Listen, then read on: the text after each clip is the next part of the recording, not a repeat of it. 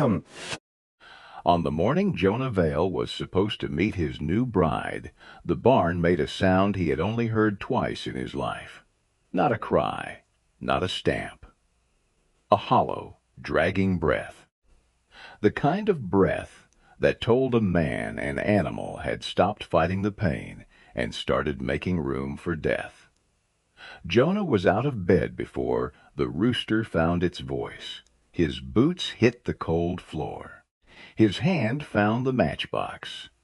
But he did not light the lamp. He already knew where the sound had come from.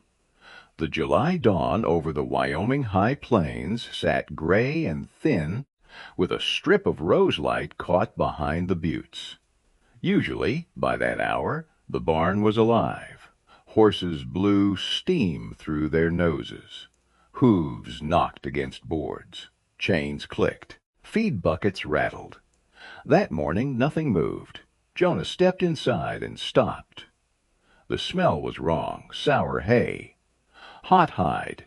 The bitter, damp smell of sickness buried under dust. His best mare, Juniper, lay in the first stall, with her neck stretched flat in the straw. She had been the first foal born after his wife died, and for 6 years she had greeted him by pushing her nose into his ribs hard enough to bruise him.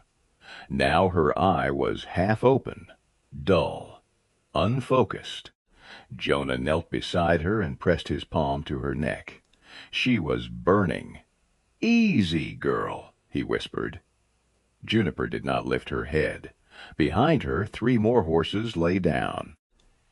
2 stood with their legs braced wide, sides heaving as if the air inside the barn had turned thick enough to chew.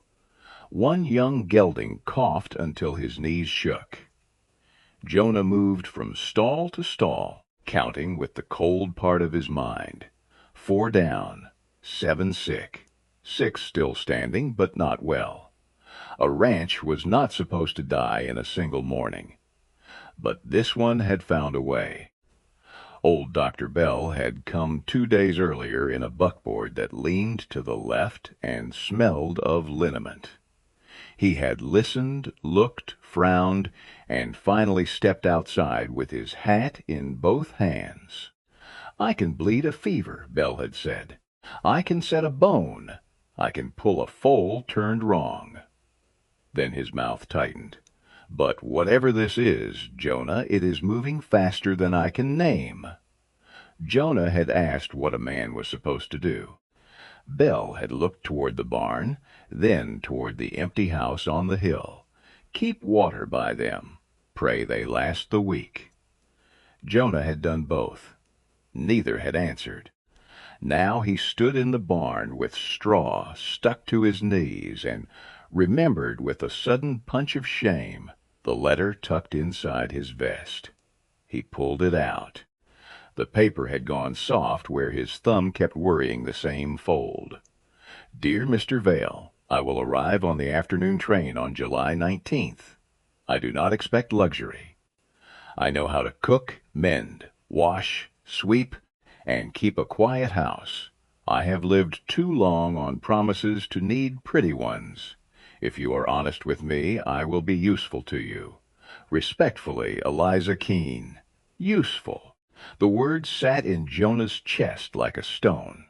In 6 hours, a woman he had never met would step off the Union Pacific line expecting a husband, a roof, a living ranch, and a future that had not already gone sour in the barn.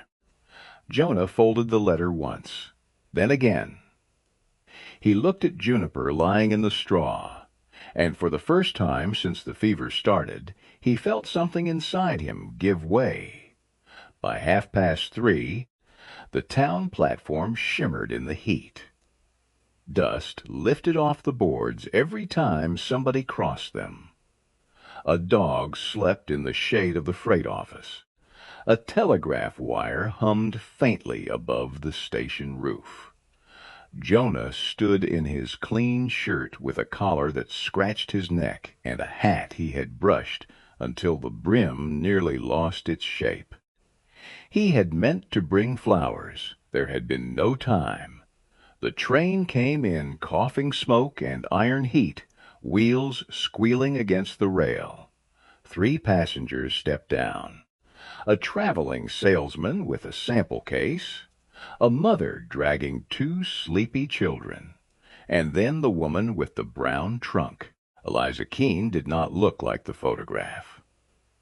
The photograph had made her seem younger, softer around the eyes, as if the photographer had caught the one moment in a hard year when life had not been asking something from her.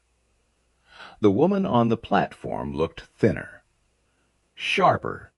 Her dark blonde hair was pinned under a plain straw hat.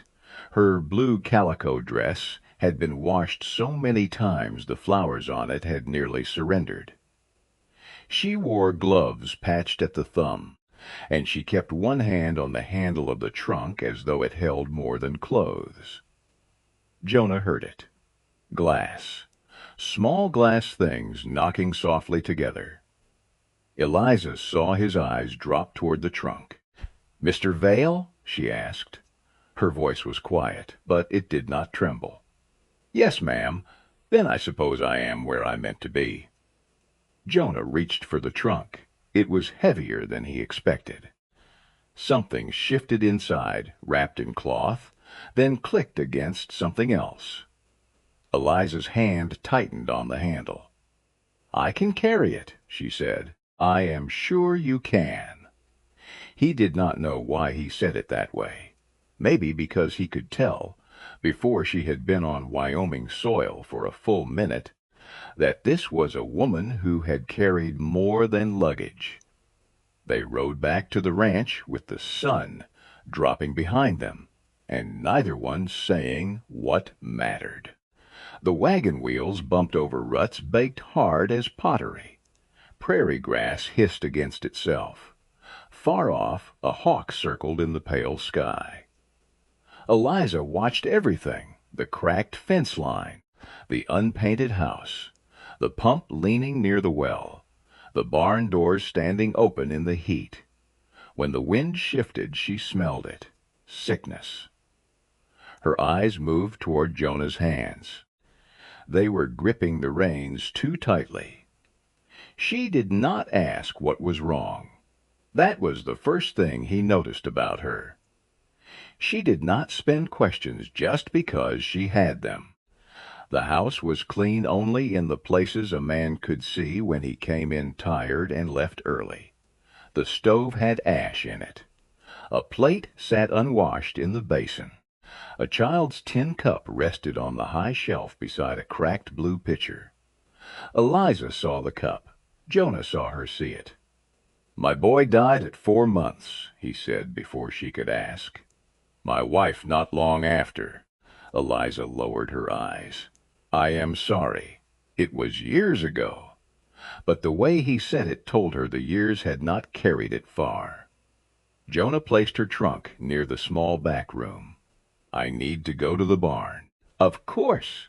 He turned, then stopped at the door.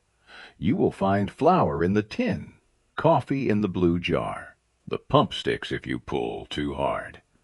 Then he was gone.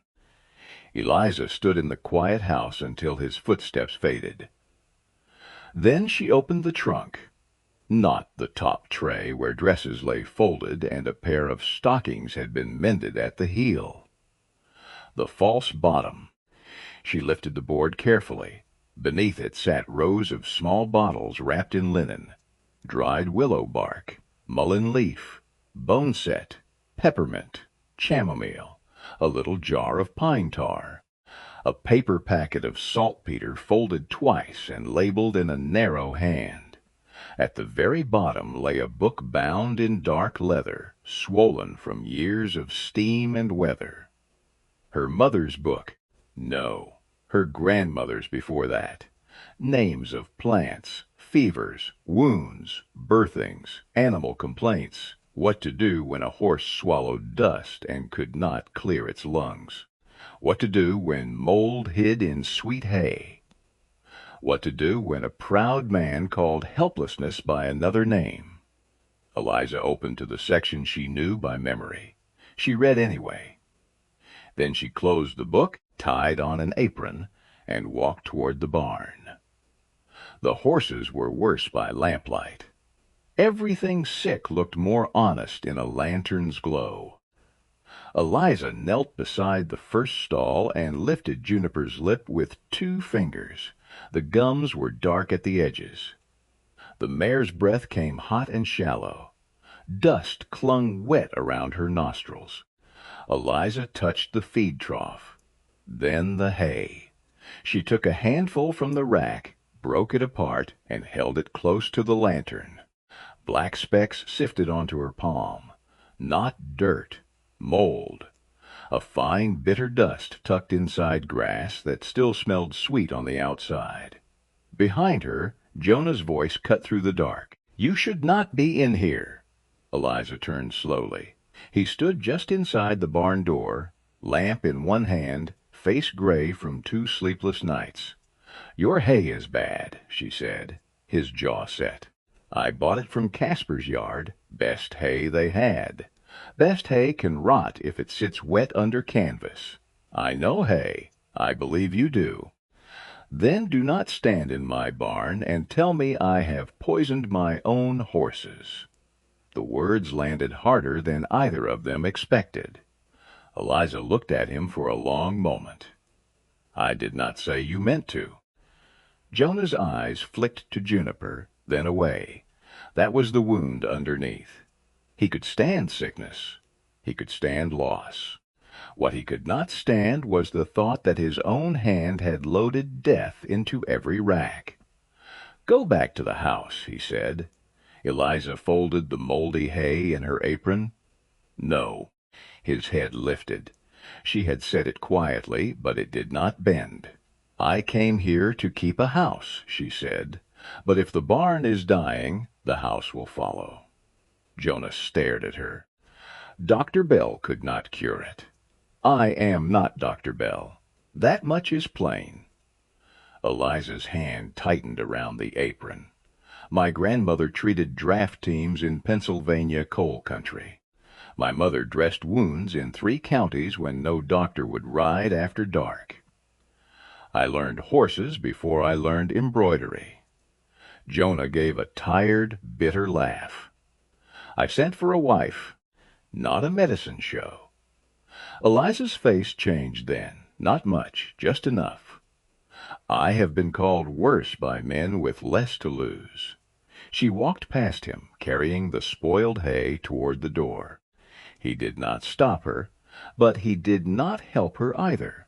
By midnight, Eliza had built a small fire behind the kitchen and boiled willow bark until the water darkened. She crushed peppermint and mullein with the handle of a knife. She mixed salt, molasses, and warm water in a bucket to coax drinking. Then she waited until Jonah fell asleep in a chair by the barn door. Only then did she go stall by stall, small doses, slow hands, wet cloths across burning necks, clean water, all the hay racks emptied into the yard, every pitchfork load of sweet-smelling poison dragged away before dawn. When Juniper would not swallow, Eliza lowered herself into the straw and pulled the mare's head into her lap. "Come on, proud girl," she whispered. "Do not make me look foolish on my first night." The mare's ear twitched. Eliza dipped her fingers into the bitter medicine and rubbed it along the gums. Once. Twice. Again. Then she began to hum, not loudly, just enough to give the animal something steady to follow, a hymn without words. One her grandmother had hummed over fever beds, lambing pens, and children who had coughed through winter. Juniper's throat moved, once, then again. Eliza looked up. Jonah was awake. He stood in the aisle, half in shadow, watching her with an expression she could not read. Neither spoke. The barn stayed quiet around them, but the silence had changed. It was not gentle yet. It was not safe. But it was no longer empty. Morning came with a red line under the clouds. Jonah found the bad hay piled outside the barn like evidence after a trial. A sour black dust clung to it in patches. When he kicked one bundle open, the inside was warm and spotted with rot. He did not say anything. That was worse than yelling. At breakfast, Eliza put biscuits, coffee, and a bowl of oats on the table. He stood in the doorway and looked at the food as if he had forgotten houses could produce more than silence. "You slept in the barn?" he said. "So did you." "I told you not to meddle." "You told me to go inside. I did not agree to it." His mouth tightened. She expected anger. Instead, he pulled out a chair and sat. The scrape of the legs across the floor sounded enormous in the small kitchen. "How bad is it?" he asked. Eliza set the coffee down. "Bad. That is not an answer." "It is the honest one." He looked up. She did not soften it. "If the mold has taken deep in the lungs, some will not recover. If the fever breaks before their strength gives out, some may. They need clean feed, air, water, cooling cloths, and small doses often, not heroic doses. Horses do not need a man's panic poured down their throat." Jonah almost smiled. Almost. "How many can you save?" Eliza's gaze went to the window, toward the barn. "I can try for all of them. That is not what I asked." "No," she said, "but it is what I can answer." For 3 days, the ranch became a place measured in breaths. Every hour had a task. Water boiled, buckets filled, stalls cleaned, barn doors propped open in the morning and tied against the wind by noon. Eliza stripped willow bark from the trees near Dry Creek and showed Jonah how to take only one narrow panel, so the tree would live. She found wild mint growing in the damp bank and yarrow among the rocks. She pointed out what to cut and what to leave. Jonah followed with a sack over his shoulder, saying little. He had ridden past those plants for 12 years. They had been nothing to him but green things along water. In Eliza's hands they became tools.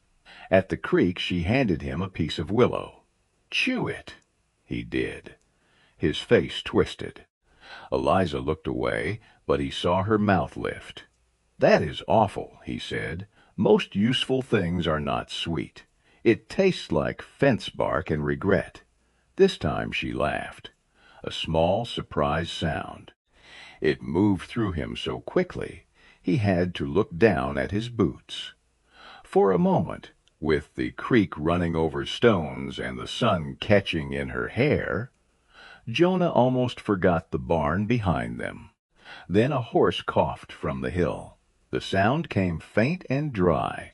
Both of them turned at once. The moment ended. The work waited. By the 4th night, the first horse died. Not Juniper. A bay gelding named Rook, young, stubborn, with a white blaze like a lightning crack. Jonah was holding his head when the breath went out of him. There was no drama in it. No final fight. One long exhale. Then the terrible stillness of weight without life. Jonah sat in the straw with his hand on Rook's neck. Eliza stood just outside the stall. She knew better than to step in too soon. Some grief had teeth. It had to close on something before it could let go. At last, Jonah whispered, he was born during the April storm. Eliza waited. Mary named him. Said any colt foolish enough to come into weather like that deserved a name with trouble in it. His voice broke on the name. Mary. Eliza looked at the dead gelding, then at the man beside him. The fever had not only entered his barn, it had reopened every door he had nailed shut. Jonah dug the grave himself. The ground was hard, and the July sun climbed white over his shoulders. He refused water twice. On the third offer, Eliza put the cup in the dirt beside him and walked away. He drank when she was not looking. That evening she found him behind the barn, hands split and bleeding, shirt dark with sweat. "Let me wrap them," she said. "No. Your hands are torn open. They are still mine. So are the horses," she said, "and you are letting me touch them." He looked up sharply. She did not flinch. After a long second he held out his hands. Eliza cleaned the cuts with warm water and wrapped them in strips torn from an old shirt. Her fingers were careful, not tender exactly, but certain. Jonah watched her work. "Who taught you not to ask permission?" "My grandmother." "She sounds difficult. She survived 3 husbands, 2 winters with no cornmeal, and a county doctor who told her women had no business touching a lancet." Eliza tied the knot. She had reason to be difficult. Jonah looked at the bandage, then toward the barn. "I should have checked the hay." Eliza's hands paused. "Yes." The answer hit him, not cruelly, cleanly. Then she added, "And the man who sold it should have kept it dry, and the rail yard should not have left it under torn canvas through rain, and the sickness moved faster than either of us understood. Blame is easy. Use is harder." He looked at her then. The word from her letter returned. Useful. For the first time he understood that she had not meant small work. She had meant the kind that kept people alive. On the 6th morning, Juniper lifted her head just an inch, then 2. Jonah saw it from the barn door and stopped walking as if someone had called his name. Eliza was kneeling beside the mare, holding a shallow pan of warm mash. "Do not crowd her," she said without turning. He stayed where he was. Juniper's nostrils flared. She took one mouthful, then another. Jonah gripped the doorframe until his bandages pulled tight. "Is she better?" "She is less determined to die." That was the answer Eliza gave, but her eyes were bright. By afternoon, 2 of the standing horses drank on their own. By evening, one of the sick mares slept without coughing. Hope did not arrive like thunder. It came in small, plain things: a swallowed mouthful, a dry nostril, a tail flick, the first dull shine returning to a coat. Jonah began to work beside Eliza instead of near her. He learned the measures: 1 spoon, not 2. Warm water, not hot. Ventilation without a draft. Fresh straw under the chest. Dry cloth along the neck. Patience when the animal fought. He discovered that healing was not a grand gesture. It was repetition without applause. It was doing the right small thing again and again until the body either believed you or refused. On the 8th day, Trouble rode in wearing a gray coat. Mr. Casper, the feed-man, came up the lane with 2 neighbors behind him, both sitting stiff in their saddles.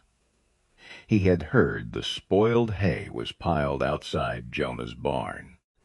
He had also heard there was a new woman on the place dosing horses out of bottles. He did not like either story.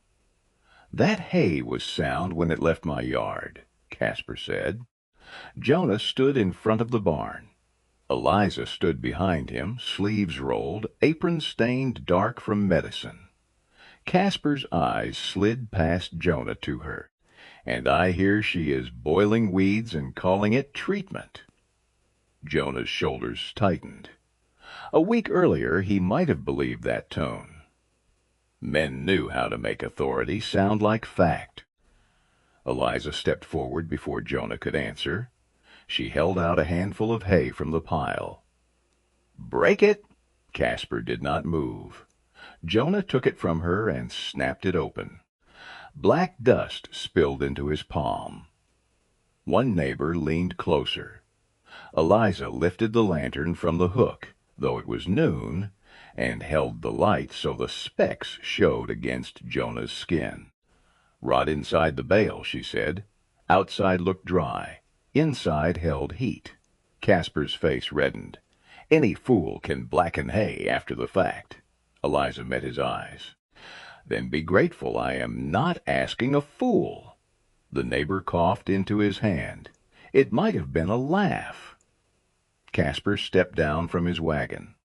"Madam, I have handled feed for 20 years, and I have watched animals die from what proud men did not smell." The yard went still. Jonah turned slightly. There was a history in that line. One Eliza had not given him yet. Casper looked to Jonah, expecting him to put his wife in her place. Jonah surprised them all. "Load the rotten bales and take them off my land," he said. Casper stared. "You believe her?" Jonah looked at Eliza, then at the barn, then at the hay dust in his palm. "I believe what is standing in front of me." The feed man left angry. The neighbors stayed. One of them had a mule coughing in his own shed. He asked, awkwardly, if Mrs. Vale might look at it. Eliza blinked at the name. Mrs. Vale. No one had used it until then. Jonah saw it touch her. He also saw that she did not correct him. That night a storm came out of the west. It built itself over the ridge in less than an hour. Heat vanished from the air. The sky lowered. Wind rolled across the grass and flattened it in silver waves. Eliza was in the barn when the first gust slammed one door against the wall hard enough to split the latch. The horses startled. Juniper tried to stand. Her legs failed under her. Jonah ran from the house with rope in one hand and a hammer in the other. "Roof brace is loose," he shouted. Rain hit before he reached the door. Not drops, sheets. The old barn shuddered. Lightning broke white over the pasture. Then came the crack. A beam above the west stalls gave way, and a section of roof peeled open as if a giant hand had ripped it back. Cold rain poured straight down on Juniper. She thrashed. Her hooves struck the boards. Jonah dropped beside her, trying to hold her head before she shattered her own jaw. "Juniper, easy, easy!" But panic had taken the mare. Her eyes rolled white. Her chest jerked. Her body fought the rain, the fever, the pain, and the hands trying to save her. Eliza shoved a blanket at Jonah. "Pull her clear. She will break a leg. Then hold the head and pull when I say." For 1 second he hesitated. In that second the old Jonah returned. The man who believed force could solve fear. The man who believed he had to carry every loss alone. Eliza grabbed his sleeve. "Jonah, I cannot do this by myself." He looked at her. Rain ran down her face. Mud streaked her cheek. Her hair had come loose under her cap. She looked soaked, frightened, and absolutely unwilling to surrender. Something in him steadied. "I am here," he said. Together they moved the mare inch by inch. Jonah held the head and shoulder. Eliza guided the legs with rope, watching for the kick that could break her ribs. Rain poured through the torn roof. Thunder shook the wall. One lantern blew out. Then another. They got Juniper away from the opening. For a moment the mare went limp. Too limp. Eliza dropped to her knees and pressed her ear against the horse's chest. Jonah stopped breathing. "Tell me." Eliza listened. Nothing but storm. Then a faint beat. Then another. "She is alive," Eliza said. Jonah made a sound that was not speech. "Then save her." Eliza looked up. "No." His face changed. She gripped his wrist and placed his hand against Juniper's neck. "We save her." So they did. All night. Jonah fixed a canvas over the split roof while wind tried to tear it from his hands. Eliza warmed stones by the stove and wrapped them in cloth to lay near the mare's body. They dried her with feed sacks, changed blankets, mixed medicine, waited, listened, waited again. Every 15 minutes Eliza gave 3 careful swallows. No more, no faster. Jonah held the pan. At some point long after midnight they talked because silence had become too heavy. Eliza told him about a coal mule named St. Peter that had bitten every man in a mine yard except her grandmother. Jonah told her Mary used to sing off-key and pretend she did not know it. Eliza told him her mother had died in a fever house because she stayed with strangers who had no one else. Jonah told her he had stopped entering the nursery after his boy was buried. The storm beat against the barn while they laid their losses between them, not to compare, not to bargain, but because the long night had made hiding them feel childish. Near dawn, the rain softened. The barn smelled of wet wood, herbs, straw, and smoke. Eliza's head had dropped forward from exhaustion. Jonah was sitting with one hand on Juniper's neck, counting each breath without meaning to. Then the mare's ear moved. Jonah leaned forward. Eliza. Juniper blinked once, twice. Then, with a shudder that ran through her whole body, she lifted her head and pushed her nose weakly into Jonah's palm, just like she used to do. Jonah's face folded. He bowed over the mare's head, one hand in her mane. Eliza watched him, too tired to hide the tears in her own eyes. No one said miracle. No one needed to. It had not been a miracle. It had been knowledge, work, trust given late, but not too late. And one dying horse that had been asked to breathe one more time than she wanted to. The 2 weeks that followed were not clean. Recovery never is. One horse improved in the morning and worsened by supper. Another stood too soon and had to be steadied against the stall wall.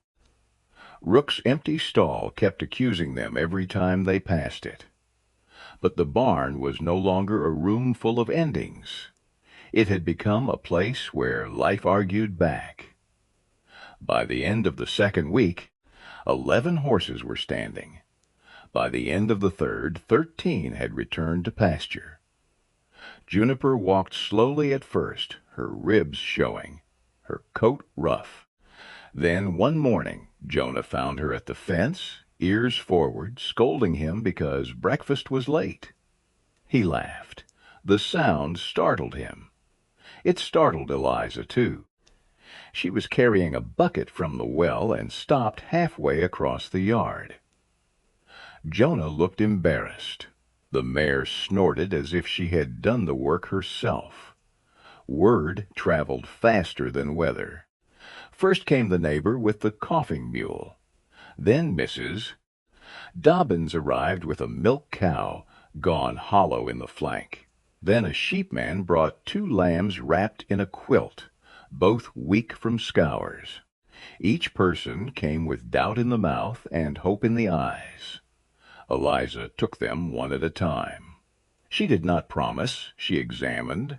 She smelled the feed, checked the gums, felt for heat, asked what the animal ate when the cough began, what changed in the water, how long the hay sat covered, whether the barn door stayed shut at night. Some people did not like the questions. They wanted charm. She offered work. Jonah learned to stand beside her without stepping in front. That was harder than he expected. He had spent years mistaking silence for strength. Then Eliza arrived and showed him that strength could speak softly and still change the room. One afternoon, Dr. Bell rode out again. He had heard the story, of course. Every man in the county had a version by then. Most of them made it sound stranger than it was. By the time it reached town, Eliza had pulled Fever out of horses with songs, threatened Casper with a kitchen knife, and made Juniper rise from the dead during lightning. Dr. Bell listened to Juniper's chest and looked at the empty hay racks, the clean bedding, the open vents Jonah had cut high in the wall. Then he looked at Eliza. "You found the mold?" "Yes." "And cleared the feed?" "Yes. Willow for fever, small doses. Mullein for the lungs." The old doctor nodded slowly. Then, to Jonah's surprise, he removed his hat. "Mrs. Vale," he said, "I believe I owe you an apology on behalf of every man who ever thought a book in a woman's hands was decoration." Eliza's face went still. Then she gave a small nod. "I accept it on behalf of the book." Bell laughed so hard he coughed. After that, people came less like skeptics and more like students. Eliza did not become grand. She did not open a painted sign on the road. She did not wear fine dresses or pretend certainty when there was none. She kept her jars labeled. She kept records in her grandmother's book. She taught children not to pull plants by the root unless they meant to lose them forever. She made Jonah build a shelf high enough that mice could not reach it. Jonah rebuilt more than shelves. He repaired the barn roof properly, cut fresh vents under the eaves, burned every doubtful bale left on the place, mended the pump handle, rehung the kitchen door, fixed the porch step Mary had once asked him to fix, and he had avoided for 7 years, because grief can turn even a loose board into a shrine. Eliza did not ask why he was suddenly doing all the neglected work she already knew. A man returns to a place differently when he believes there is still a future inside it. In late August, when the grass had started to yellow at the tips and the evenings cooled early, Jonah brought Eliza behind the house to the old wash shed. She had not been inside since she arrived. The door, once warped and swollen, swung open easily. Eliza stepped in and stopped. Jonah had scrubbed the walls and whitewashed them. A long workbench sat beneath the window. Shelves lined 2 sides, wide enough for bottles, books, drying trays, and jars. Hooks hung from the rafters for herbs. A small iron stove stood in the corner with a pipe fitted clean through the roof. On the bench lay a folded square of blue cloth. Eliza touched it. Inside was a new leather strap for her grandmother's book, cut and stitched by Jonah's own hands. Beside it hung a wind chime made from 3 old horseshoes. Rooks. He had cleaned them, shaped them, and tied them with thin wire so the slightest breeze made them ring. Eliza looked at the chime for a long time. Jonah rubbed the back of his neck. "It may be foolish." "No." Her voice came rough. "No, it is not. I thought you should have a place that was yours," he said. She turned toward him. "You did not have to make me one." "I know. Then why?" Jonah looked around the room before he answered, as if the shelves might lend him courage. "Because I brought you here, thinking I needed someone to fill an empty chair." Eliza went still. "And that was not fair to you." The room held its breath. Jonah met her eyes. "I thought a wife meant meals on the table and another voice in the house. I did not think about the woman herself, what she had carried, what she knew, what she had survived before she ever saw my name on a page." Eliza's hand rested on the blue cloth. He swallowed. "You walked into a dying barn with a trunk full of bottles and more sense than every man standing around it. You saved what I could not. And somewhere in the middle of that, I realized I did not want a useful woman. I wanted you." Eliza looked down. For once she seemed unable to answer. Jonah's voice dropped. "The letter brought you here. It does not have to keep you." Her eyes lifted then. "What are you asking?" "I am asking if you want to stay as my wife because you choose it, not because a train ticket and a promise put you here." Outside, Juniper nickered from the fence. The chime rang softly again. Eliza laughed once under her breath, but it broke into something close to tears. "I spent years being useful in rooms where no one remembered I had a heart," she said. Jonah did not move. "I do not want to be kept here like another tool on a shelf." "You would not be. I know." That was the answer. Quiet, plain, enough. She stepped closer. "I want to stay." Jonah exhaled like a man who had been holding his breath since the day the barn first went silent. That evening they sat on the repaired porch while the high plains cooled around them. The horses moved in the pasture, dark shapes against the last gold of the sky. Juniper stood nearest the fence, tail flicking, alive and impatient with the world. Eliza's trunk sat open in the wash shed now, bottles unpacked, book resting under its new strap. The house behind them smelled of coffee, clean wood, and chamomile drying from the rafters. Jonah reached for Eliza's hand. He did it slowly, giving her time to refuse. She did not. Some lives do not begin again with thunder. They begin with a barn door opening, with rotten hay carried into the light, with one bitter swallow, with two tired people choosing the next breath together. Jonah had sent for a woman to keep his house. What stepped off the train was the woman who taught the whole ranch how to breathe.